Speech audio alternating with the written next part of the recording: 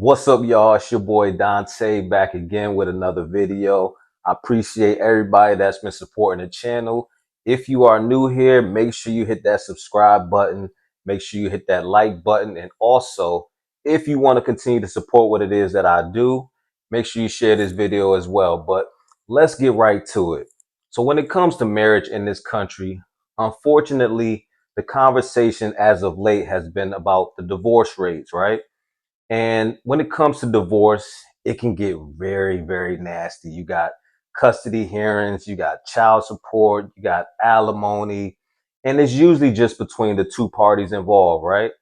But every now and then, there's these unique cases where there's infidelity involved and the outside party can be held liable for punitive damages.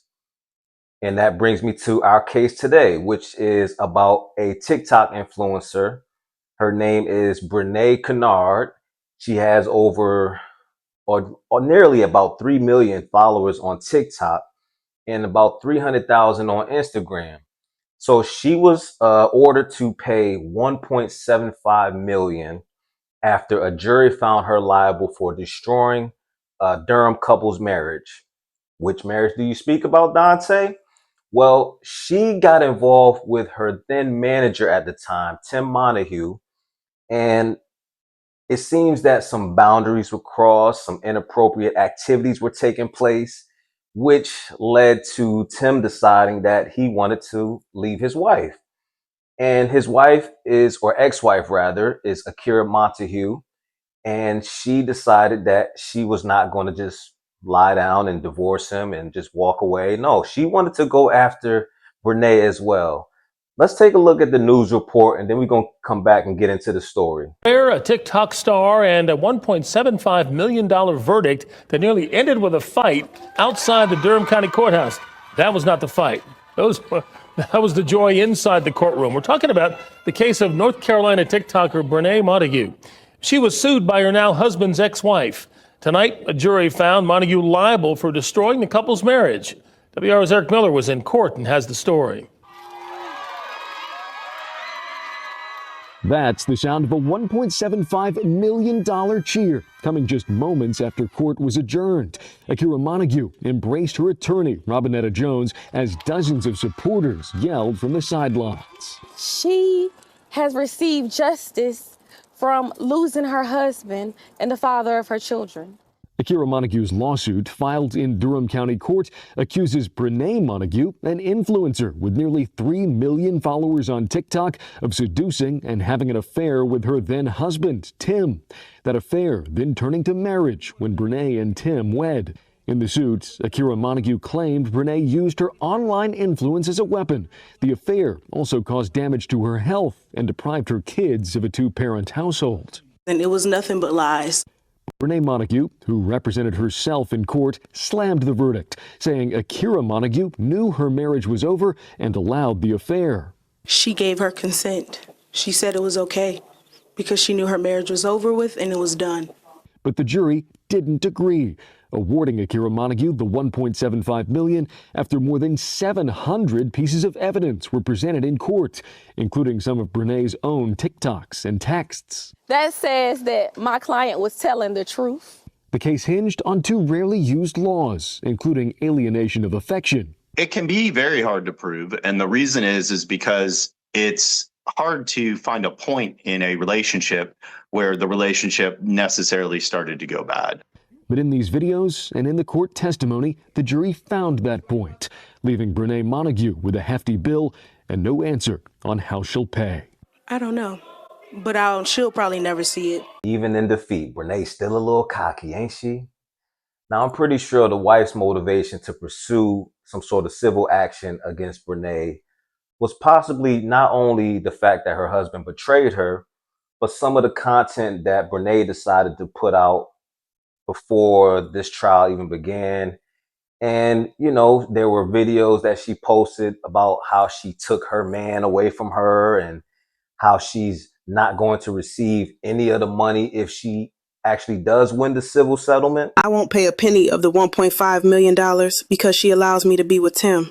Basically, let me break down how she was able to pursue legal action or civil action against Brene, right? So North Carolina has what is called an alienation of affection law. Now, alienation of affection is a civil lawsuit filed by a married or formerly married person who claims a third party destroyed their marriage. The plaintiff must prove the defendant intentionally took actions that a reasonable person would expect to end the marriage. The lawsuit typically targets a paramour who had an affair with the plaintiff's spouse, but can also target others who negatively influence the marriage, such as family members, therapists, or religious leaders. So that cousin that be in your ear, girl, you know, your husband, he ain't shit. Girl, you should leave him. Or, you know, your therapist is kind of one-sided in the couples counseling. They can be held liable as well. The claim basis is that the third party alienated the cheating spouse's love and affection away from the plaintiff. This can happen through in-person or virtual contact. So you on them dating apps and someone is basically influencing you to basically direct the love and energy that you have for your spouse towards them. That could be the basis of the claim as well. The grounds. The claim can be based on encouraging divorce, not just infidelity. So basically, you know, your homegirl telling you, girl, I don't know why you still with that man. He don't do this. And yeah, she can be held liable as well. And also another example it gives is a spouse's mother who constantly criticizes their spouse and encourages divorce could be liable. So you got one of them helicopter moms, you know, you're a mama's boy and your mom always in your ear about your wife and why she don't do this, she don't cook, she don't. Yeah, mom could be held liable. Or if your wife's mom is always on her about you for whatever reason, you know, she don't like the type of job that you hold, or she just don't feel like you're a good enough fit for her daughter, and she's basically trying to influence her to walk away from the marriage, they can be held liable. The legal status. So this is the report as of 2016. These are the states that actually has this sort of alienation of affection law. Hawaii, Mississippi, New Mexico, North Carolina, South Dakota, and Utah. So these are all the states where a civil lawsuit can be brought against a person or individual who basically caused the demise of a marriage. Let's get into the elements of alienation of affection, that term, right? So in order to prove alienation of affection and have damages awarded, a spouse whose marriage has been broken up by someone must prove three key elements in court. These are the three things that they have to prove in order to possibly win their settlement. One, that the marriage in question contained a degree of love or affection prior to the outside affair or influence. Two, that the adulterous relationship alienated or destroyed that love or affection. So whatever affair that you had basically killed the love and the affection that the other person had for their spouse. And three, that the defendant's malicious conduct contributed to or caused the loss of affection or love. So you basically came in, destroyed the wonderful bond that they had, and now you in court getting sued for everything that you have.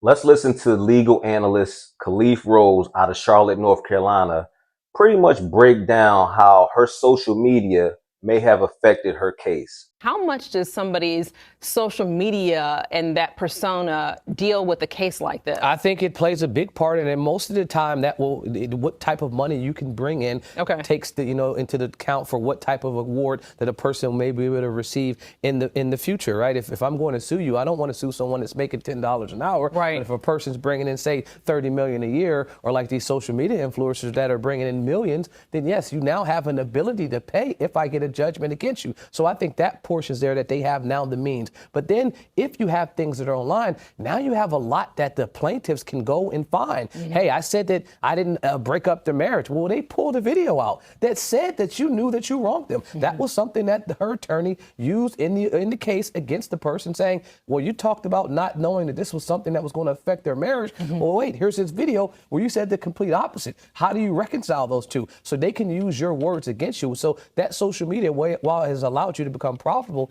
sometimes it may hurt you. But it just, shows you in social media, there are receipts. You can show the footage, but it's also embarrassing because now you've kind of ignited something very personal that everybody can be able to see. Does that play into this $1.75 million? Yeah, I think the obviously this person has to be able to have legitimate damages, right? So part of the award was to their actual compensatory damages, but then you have a part of it was that's set aside for punitive damages. And when you're talking about the damages, this all comes down to the trier of fact being able to say, well, what number can you put on it? And her attorney hit it right on the head. She said, she used one of her social media posts, and the lady said, you know what? It was worth it. And so in closing, the attorney said, well, how much was it worth? Wow. Drop that on the jury for them to be able to say, well, you know what? I think it was worth $1 million.